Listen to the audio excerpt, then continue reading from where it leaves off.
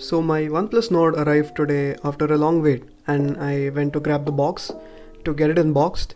I mean, get it sanitized first. You know the drill. So finally the box landed on my table, and let me show you the contents in the box real quick. You first get the phone, obviously. Next you have some paperwork which I ignored because who reads all of this anyway. Next up, the stickers which you could use in case you needed to decorate your car or something. They also give you a transparent self-customizable case, and the reason I said self-customizable is because this case has the ability to color itself after a few days. And last but not the least, you have the thick warp charger, which is the reason this box feels heavy. Then you have the trademark OnePlus red cable, which is another business gimmick by OnePlus. So after spending days and nights staring at the Amazon page of this phone, I finally got my hands on it, and to be honest, it felt really premium in the hand. By the way, this is the grey ash variant, and the reason it feels premium is due to the matte finish on the back. So design wise, they've managed to do justice to the 30,000 rupees I paid for this device. This display right here is an AMOLED display with a 90Hz refresh rate, and it is a big 6.4-inch display. So you guessed it right, hiding the screen with my sneaky friends around has become an issue now. And yes, due to the 90Hz refresh rate, doing basic tasks such as scrolling through text or other pages has been really smooth and really responsive.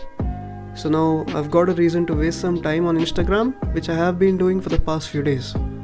The phone has two front-facing cameras which can shoot 4K videos at 60 FPS, which is something most of the current phones cannot do. On the back are 4 cameras, yes, 4 of them if one wasn't enough. There's a lot of story behind this controversial decision of having 4 cameras, but I won't stress on this fact as the video would become too long, and I'm sure nobody watches long YouTube videos as my analytics say. I guess that's because YouTube videos are not interesting as anime after all. So when it comes to the specifications, this phone makes my laptop look like a joke. Because this phone holds 12GB of RAM and a huge 256GB of storage. This phone rocks a Snapdragon 765G chipset, which has the capability of supporting 5G.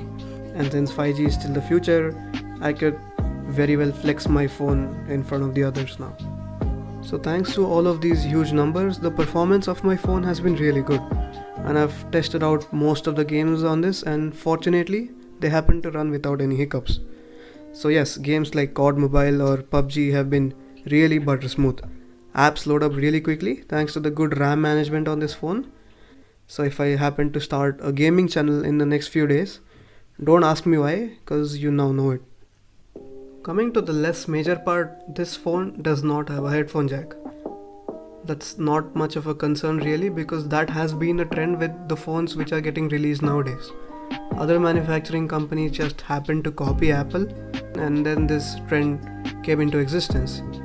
This phone houses a 4115 mAh battery, which might look less when you compare it to the other Android devices, but OnePlus actually got it covered up here thanks to the charger, which charges the phone really fast. So basically the phone gets completely charged up to 100% within almost 45 to 50 minutes, which is crazy. Due to the 90Hz display, the battery might drain out a bit quicker than you would expect, but you could always reduce the refresh rate to 60Hz for a better battery life. This is where brands get really smart. They create a new problem and they bring in the solution to that problem as well. So yes, this was mostly everything about the OnePlus Nord. Yes, I did not cover the camera, else the video would have become too long. And I'm sure nobody watches long YouTube videos because it's not anime after all. So I personally didn't feel a specific review of the camera would be required because I didn't feel there isn't anything much special about it. It's got the usual pros and cons of a camera that you would normally get in a phone of this budget. So I guess that's the end of the video. I won't repeat the same old like, share, subscribe as I used to do at the end of my other videos, because I'm pretty sure nobody watches till the end, and I'm basically just speaking to myself at this point.